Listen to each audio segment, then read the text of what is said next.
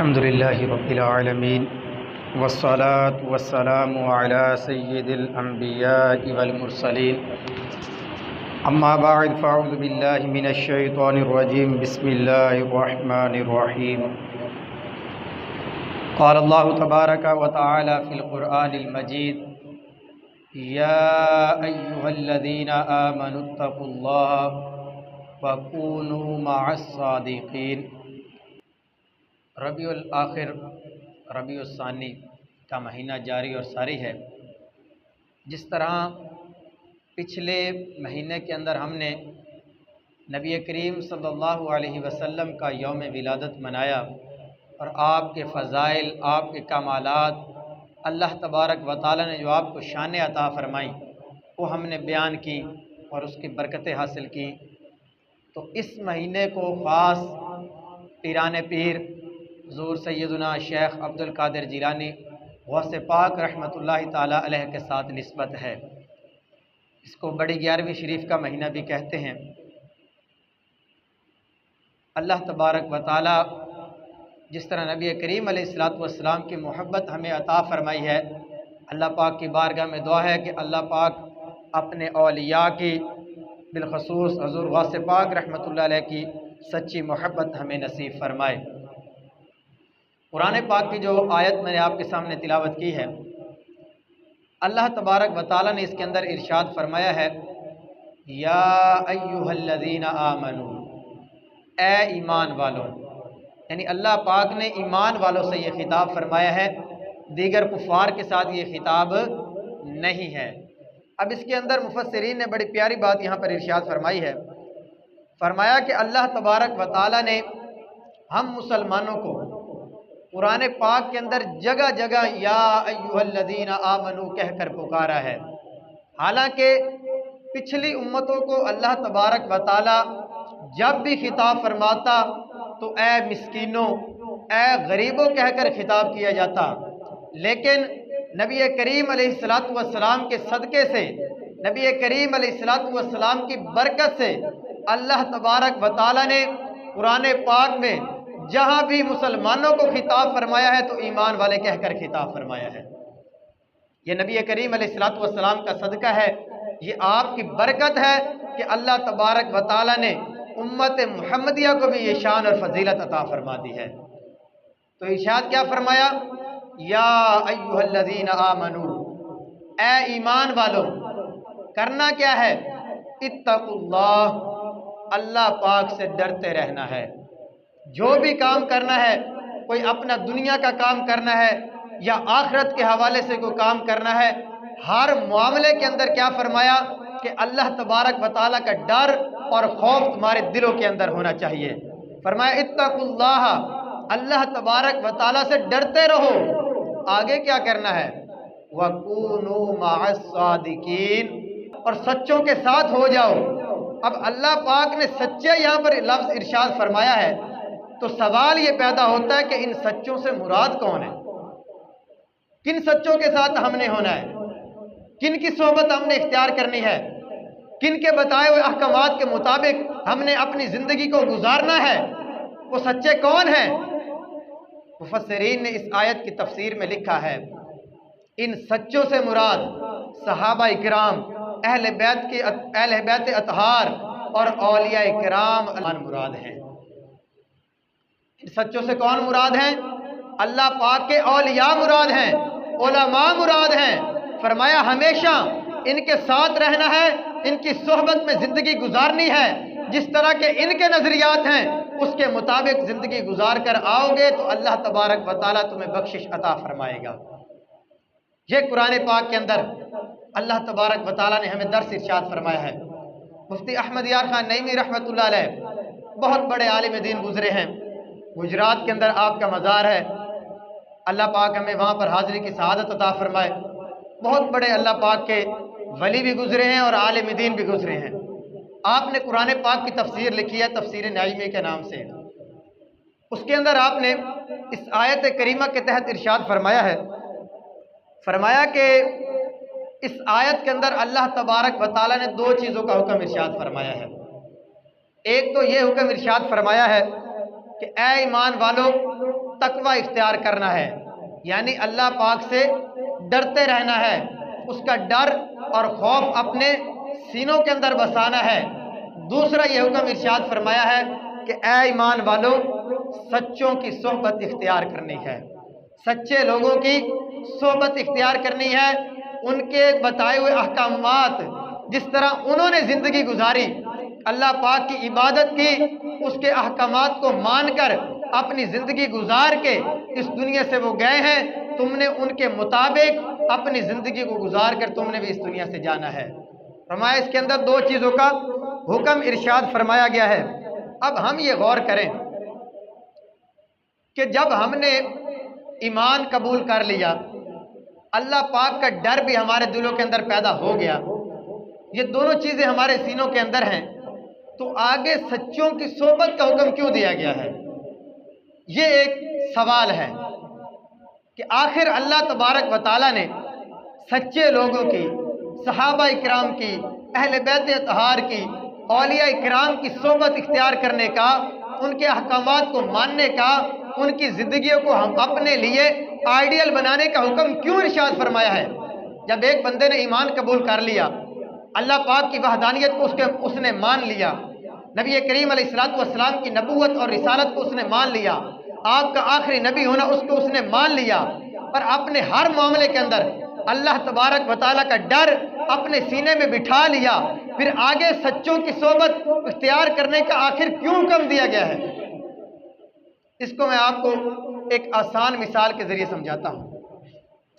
آپ نے دیکھا ہوگا کہ کوئی بھی بندہ سفر کر رہا ہوتا ہے، بائک کے اوپر جا رہا ہے، اب راستے میں کوئی سنسان جگہ آ جاتی ہے، کوئی ویرانہ ہے، اندھیری رات ہے، اس کو ڈر لگتا ہے کہ یار میں آگے جاتا ہوں کوئی چور ڈاکو مجھے نقصان نہ پہنچائیں، تو وہ کیا کرتا ہے؟ وہ تھوڑی دیر کے لیے رک جاتا ہے تاکہ کوئی بڑی گاڑی آ جائے، کوئی ٹرالا آ جائے یا کوئی اس طرح کی چیز آ جائے تو میں اس کے پیچھے پیچھے چل لوں گا، اس کا فائدہ مجھے یہ ہوگا کہ ایک اس کی سپورٹ مجھے مل جائے گی، اس کے پیچھے میں چلوں گا تو راستے میں نقصان کا خطرہ جو ہے وہ کم ہو جائے گا۔ تو فرمایا کہ جس بندے نے ایمان قبول کر لیا، اللہ تبارک و تعالیٰ کی وحدانیت کو اس نے مان لیا، نبی کریم علیہ السلام کی نبوت اور رسالت کو اس نے مان لیا، اللہ پاک کا ڈر اور خوف اپنے دل میں پیدا کر لیا، اس کے باوجود اللہ تبارک و تعالیٰ نے سچے لوگوں کی صحبت اختیار کرنے کا حکم اس لیے ارشاد فرمایا ہے کہ انہوں نے تو اللہ پاک کے احکامات کے مطابق اپنی زندگیوں کو گزارا ہے۔ اگر تم ان کے ساتھ چلو گے، ان کے ساتھ ان کو آئیڈیل بنا کے اس کے مطابق زندگی گزارو گے، ان کا ساتھ تمہارے پاس ہوگا تو ان کی برکت سے اللہ تبارک و تعالیٰ تمہارے گناہوں کو معاف فرما دے گا۔ فرمایا ان کے صدقے سے اللہ تبارک و تعالیٰ تمہیں بھی، تمہاری بھی بخشش فرما دے گا اور تمہیں جنت کے اندر داخلہ عطا فرما دے گا۔ اس وجہ سے اللہ تبارک و تعالیٰ نے قرآن پاک کے اندر سچوں کی صحبت اختیار کرنے کا درس ارشاد فرمایا ہے اور حکم ارشاد فرمایا ہے۔ آگے سنیے، فرمایا کہ ایمان کی جو سب سے مضبوط رسی ہے نا، وہ کیا چیز ہے؟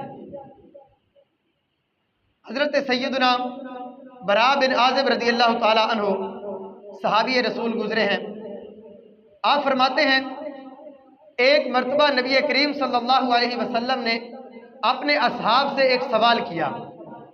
صحابہ کرام نبی کریم علیہ السلام کی بارگاہ میں حاضر ہیں، نبی کریم علیہ السلام نے اپنے اصحاب سے ایک سوال کیا، فرمایا میرے صحابہ آج مجھے ایک سوال کا جواب دو کہ ایمان کی سب سے مضبوط رسی کون سی ہے؟ کس چیز کو مضبوطی کے ساتھ تھامنا ہے؟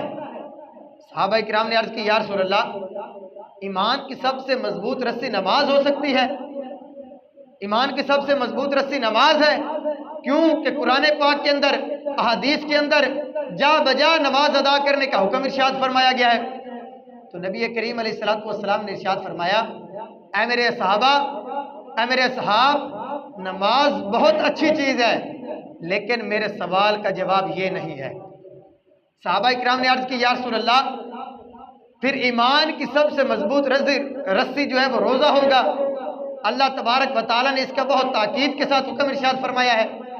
فرمایا روزہ بھی بہت اچھی عبادت ہے، لیکن میرے سوال کا جواب یہ نہیں ہے. نبی کریم علیہ الصلوۃ والسلام کے اصحاب نے پھر عرض کی، یا رسول اللہ ایمان کی سب سے مضبوط رسی حج ہوگا، کیونکہ حج ارکان اسلام میں سے ہے. اللہ پاک نے حج فرض ہونے کی صورت میں اس کی ادائیگی کا حکم ارشاد فرمایا ہے. فرمایا حج بھی بہت اچھی عبادت ہے، لیکن میرے سوال کا جواب یہ نہیں ہے. صحابہ نے پھر عرض کی، یا رسول اللہ ایمان کی سب سے مضبوط رسی اللہ پاک کے رستے کے اندر جہاد کرنا ہے. نبی کریم علیہ السلام نے کیا ارشاد فرمایا؟ فرمایا جہاد بھی بہت اعلیٰ عبادت ہے، اللہ تبارک و تعالیٰ اس کے ذریعے اپنے بندوں کو مقام اور مرتبہ عطا فرماتا ہے، لیکن میرے سوال کا جواب یہ نہیں ہے. پھر نبی کریم علیہ السلام نے خود ہی اپنے سوال کا جواب ارشاد فرمایا اور فرمایا ایمان کی سب سے مضبوط رسی اللہ تبارک و تعالیٰ کے نیک بندوں سے، صحابہ اکرام سے، اہل بیت سے، اولیاء سے محبت کرنا ہے. یہ ہے ایمان کی سب سے مضبوط رسی. جو اس کو تھام لے گا اللہ تبارک و تعالیٰ اس کی برکت سے اس کے ایمان کو مضبوط فرما دے گا. اب ہم غور کریں، جو بندہ جس کے دل میں نبی کریم علیہ السلام کی محبت ہو، آپ کے اصحاب کی محبت ہو، اہل بیت کی محبت اس کے سینے میں ہو، اولیاء کرام جنہوں نے اپنی پوری زندگی اللہ تبارک و تعالیٰ کے احکامات کے مطابق گزاری اور دین اسلام کی تبلیغ کر کے اپنی پوری زندگی اس کام کے لیے وقف کر دی. فرمایا جس کے دل میں ان افراد کی محبت ہوگی اللہ تبارک و تعالیٰ اس کے ایمان کو مضبوط فرما دے گا. یہ ہے سب سے مضبوط ایمان کی رسی جس کو نبی کریم علیہ السلام نے اپنی حدیث کے اندر بیان فرما دیا.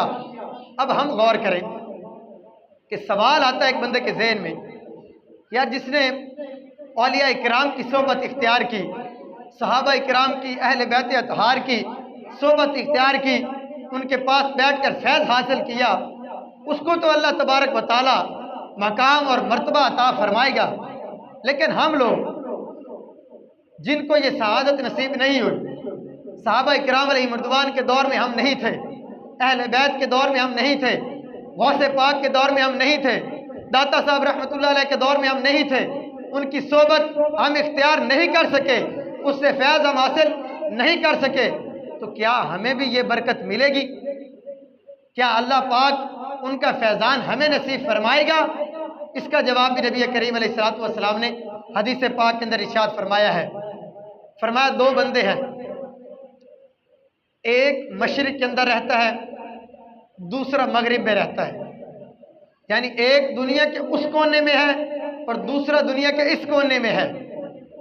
دونوں نے آپس میں ایک دوسرے کو دیکھا نہیں ہے، جانتے بھی نہیں ہیں، کوئی آپس میں رشتہ داری بھی نہیں ہے، کبھی ملے بھی نہیں ہیں. لیکن فرمایا کہ ایک بندہ اس نے یہ سنا ہے کہ فلاں جگہ پر ایک اللہ پاک کا نیک بندہ رہتا ہے اور اللہ پاک کی اطاعت میں اس نے زندگی گزاری ہے، فلاں ولی فلاں علاقے کے اندر ہے. فرمایا اس کے دل میں اس کی محبت پیدا ہوتی ہے اور وہ فقط اللہ تبارک و تعالیٰ کی رضا کی خاطر اس سے محبت کرتا ہے، تو اللہ تبارک و تعالیٰ کل قیامت کے دن ان دونوں افراد کو جمع فرما دے گا. یہ حدیث پاک کے الفاظ ہیں. فرمایا دیکھا نہیں، ملے بھی نہیں، کوئی رشتہ داری بھی نہیں، فقط یہ سنا ہے کہ فلاں جگہ اللہ پاک کا ایک نیک بندہ رہتا ہے، ایک ولی رہتا ہے، اس نے اپنی زندگی اللہ پاک کی اطاعت اور فرما برداری میں گزاری ہے. اس کے دل میں اس کے لیے محبت پیدا ہو جاتی ہے، یہ فقط اللہ پاک کی رضا کی خاطر اس سے محبت کرتا ہے. اللہ تبارک و تعالیٰ کل قیامت میں ان دونوں کو جمع فرما دے گا. یہ ہے وہ بندہ جس کو تو نے دنیا کے اندر اللہ پاک کی رضا کی خاطر اس سے محبت کی تھی، آج ہم نے تم دونوں کو جمع کر دیا ہے، تم مل کر اللہ تبارک و تعالیٰ کی جنت میں داخل ہو جاؤ. یہ ہے اولیاء سے محبت کی فضیلت جو خود نبی کریم علیہ السلام نے اپنی احادیث کے اندر بیان کی ہے کہ جس بندے کے دل میں फ़कत औलिया की मोहब्बत पैदा हो जाए, उनके लिए अल्लाह पाक की रज़ा की खातिर वो उनसे मोहब्बत करे, अल्लाह तबारक व तआला उसे भी उनके सदक़े में बख्श देता है, उसकी भी बख्शिश हो जाती है। अब हम गौर करें कि हम औलिया पाक के मानने वाले हैं, हम उनकी याद में उनका उर्स मनाते हैं, सहाबा इकराम को हम मानने वाले हैं, अहले बैत को मानने वाले हैं, उनकी मोहब्बत का दावा भी हम करते हैं। लेकिन हम गौर करें, औलिया किराम से या इन बुजुर्ग हस्तियों से मोहब्बत करने की इतनी फजीलत अल्लाह पाक अता फरमाता है, तो इनको आइडियल बनाने की, इनके जिस तरह इन्होंने अल्लाह पाक की इताअत और फर्माबरदारी करके अपनी ज़िंदगियों को गुजारा, अगर इस तरह कोई अपनी ज़िंदगी गुजारे तो अल्लाह तबारक व तआला उसे कितना मकाम और मर्तबा अता फरमाएगा। अब हम गौर करें, आप सुनिएगा कि हम औलिया किराम से मोहब्बत का दावा करते हैं, हम उनसे मोहब्बत करते हैं। अल्लाह तबारक व तआला इसकी बरकत से हमें क्या अता फरमाएगा? नबी करीम अलैहिस्सलातु वस्सलाम का मुबारक फरमान हदीस पाक के अंदर इरशाद फरमाया कल क़यामत के दिन अल्लाह तबारक व तआला जब फैसला फरमा देगा, कुछ लोगों के बारे में फैसला होगा कि उन्हें जहन्नम के अंदर दाखिल किया जाएगा, कुछ लोगों के बारे में फैसला होगा कि उन्हें जन्नत में दाखिल किया जाएगा। लेकिन हुज़ूर अलैहिस्सलातु वस्सलाम फरमाते हैं कि जब नेक लोगों को, औलिया इकराम को अल्लाह तबारक व तआला जन्नत में दाखिल फरमाएगा तो वो अल्लाह पाक की बारगाह में अर्ज़ करेंगे कि बारी ताला फ़लाँ बंदे को या उन अफराद को जहन्नम के अंदर दाखिल किया गया है, लेकिन दुनिया के अंदर रहते हुए ये लोग हमारे साथ मिलकर नमाजें अदा करते थे, हमारे साथ मिलकर रोज़े रखते थे, हमारे साथ मिलकर ये नेक आमाल करते थे, लेकिन आज इन्हें जहन्नम के अंदर दाखिल कर दिया गया। अब आपने गौर क्या करना है कि जन्नती नेक लोग औलिया किराम लफ्ज़ क्या इस्तेमाल करेंगे? युसल्लून माअना, बारी ताला ये हमारे साथ मिलकर नमाजें अदा करते थे, युसल्लून माअना हमारे साथ नमाजें पढ़ते थे, हमारे साथ मिलकर रोज़े रखते थे, हमारे साथ मिलकर नेक आमाल करते थे, लेकिन हमें जन्नत के अंदर भेजा गया और उन्हें जहन्नम में दाखिल कर दिया गया। और कुरान पाक में अल्लाह पाक ने क्या इरशाद फरमाया? कूनू मास्सादिकीन, सच्चों के साथ हो जाओ। अब लफ्ज़ माना पर गौर करो कि वो क्या कह रहे हैं कि बारी ताला इन्होंने हमारे साथ नेक आमाल करके ज़िंदगी गुजारी है, लेकिन ये जहन्नम में चले गए। हुज़ूर अलैहिस्सलाम फरमाते हैं अल्लाह तबारक व तआला उन जन्नतियों से, उन नेक बंदों से, औलिया से ये इरशाद फरमाएगा कि आप जहन्नम के अंदर चले जाएं और जिसके दिल के अंदर एक दिनार के बराबर भी ईमान है उन्हें जहन्नम से निकाल कर जन्नत के अंदर दाखिल कर दीजिए। ये हदीस पाक के अल्फाज हैं कि नबी करीम अलैहिस्सलाम का मुबारक इरशाद है, फरमाया जब नेक लोग ये कहेंगे कि बारी ताला वो हमारे साथ होते थे, अल्लाह तबारक व तआला फरमाएगा कि जहन्नम के अंदर चले जाओ, जिसके दिल के अंदर एक दिनार के बराबर भी ईमान है उन्हें जहन्नम से निकाल कर जन्नत के अंदर दाखिल कर दीजिए। और आगे क्या इरशाद फरमाया? हदीस पाक के अगले क्या अल्फाज हैं? फरमाया अल्लाह पाक उन नेक बंदों पर जहन्नम की आग हराम कर देगा। जब वो जहन्नम के अंदर जाएंगे उनको निकालने के लिए, तो उन नेक लोगों को जहन्नम की आग नुकसान नहीं पहुंचाएगी और वो उन गुनाहगारों को जहन्नम से निकाल कर अल्लाह तबारक व तआला के हुक्म के मुताबिक जन्नत के अंदर दाखिल कर देंगे। ये है नेक लोगों की सोहबत का फ़ायदा, ये है औलिया किराम से मोहब्बत का फ़ायदा। उनके जिस तरह उन्होंने अल्लाह पाक की इताअत की, उस तरह अल्लाह पाक की इताअत करके, उसकी बंदगी करके, उसकी नमाजें अदा करके, रोज़े रख के, उसकी इताअत और फर्मा बरदारी करके ज़िंदगी गुजारने का ये फ़ायदा है। कल क़यामत के दिन उनकी सोहबत की बरकत से, उनसे मोहब्बत की वजह से अल्लाह तबारक व तआला उन गुनाहगारों को भी बख्श के जन्नत के अंदर दाखिला अता फरमा देगा। ہم یہ اللہ پاک کی بارگاہ میں دعا کرتے ہیں کہ اللہ پاک اپنے اولیاء کی، اپنے نبی کریم علیہ السلام کے اصحاب کی، اہل بیت کی سچی اور پکی محبت نصیب فرمائے۔ بلکہ اللہ پاک نے جو قرآن پاک میں ارشاد فرمایا ہے فَكُونُوا مَعَ الصَّادِقِينَ، اب علماء نے اس کی تفسیر میں، مفسرین نے ایک بڑی پیاری بات لکھی ہے۔ فرمایا تعلق دو طرح کا ہوتا ہے۔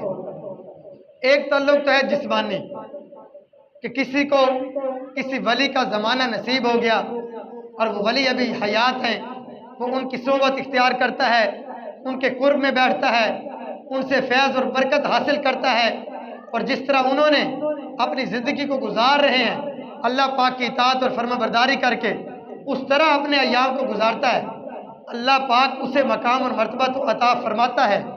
لیکن یہاں مراد ہے روحانی تعلق کا، یعنی ہم نے بڑے بڑے جو اولیاء گزرے ہیں ان کا زمانہ نہیں پایا، ان کی صحبت اختیار نہیں کر سکے، یہ ہماری محرومی ہے۔ غوث پاک کا زمانہ ہمیں نصیب نہیں ہوا، داتا صاحب کا زمانہ ہمیں نصیب نہیں ہوا، بڑے بڑے اولیاء کا، صحابہ اکرام کا زمانہ ہمیں نصیب نہیں ہوا۔ لیکن فرمایا جو ان سے محبت کرتا ہے، جس کا ان کے ساتھ روحانی تعلق ہو جاتا ہے، جو ان سے محبت کرتا ہے، اللہ تبارک و تعالی اس کی برکت سے اس کے گناہوں کو بخش کے اس کو جنت میں داخل فرما دیتا ہے۔ اس آیت کے اندر جو سچوں کے ساتھ ہونے کا حکم ارشاد فرمایا گیا ہے، اس سے مراد بندے کا ایک روحانی تعلق ہے، بندے کو اولیاء سے محبت ہو، ان کے طریقے کے مطابق زندگی گزارے، اس کے مطابق جب زندگی گزار کے اس دنیا سے جائے گا، اللہ تبارک و تعالی اس محبت کی برکت سے اس بندے کو گناہوں کو معاف کر کے جنت میں داخلہ عطا فرما دے گا۔ یہ ہے اولیاء سے محبت کا ثمرہ۔ اگر ان کی محبت ہمارے دلوں میں ہوگی، اس کے مطابق ہم زندگی گزاریں گے جس طرح انہوں نے اپنی زندگی گزاری، اللہ تبارک و تعالی یہ مقام اور مرتبہ عطا فرمائے گا۔ اب اس آیت کے اندر جو ان کے ساتھ ہونے کا حکم ارشاد فرمایا، مطلب کیا ہے؟ فرمایا جس طرح کے ان کے نظریات تھے اس کے مطابق تمہارا بھی نظریہ ہونا چاہیے، جس طرح ان کے عقائد تھے اس کے مطابق تمہارے عقائد ہونے چاہیے، جس طرح انہوں نے اللہ پاک کی اطاعت اور فرما برداری کی اس کے مطابق اسی طرح تم بھی زندگی گزار کے اس دنیا سے جاؤ۔ اس طرح جب دنیا سے جاؤ گے تو سچوں کا ساتھ تمہیں نصیب ہو جائے گا، اللہ پاک کے حکم پر تمہارا عمل ہو جائے گا، اور اس کی برکت سے اللہ تبارک و تعالیٰ کل قیامت کے دن تمہیں بھی ان کے صدقے میں بخش دے گا۔ یہ ہے فائدہ۔ آگے سنیے، اب ہم غور کریں کہ ہم ان سے محبت کا دعویٰ کرتے ہیں کہ ہمیں صحابہ کرام سے محبت ہے، ہمیں اولیاء سے محبت ہے، لیکن اگر ہم غور کریں کہ ہم زبان سے تو ان سے محبت کا دعویٰ کرتے ہیں، لیکن جس طرح ان کی سیرت تھی، جس طرح انہوں نے اللہ پاک کی اطاعت اور فرما برداری کی، کیا ہم اپنی زندگیوں کو ایسے گزاریں؟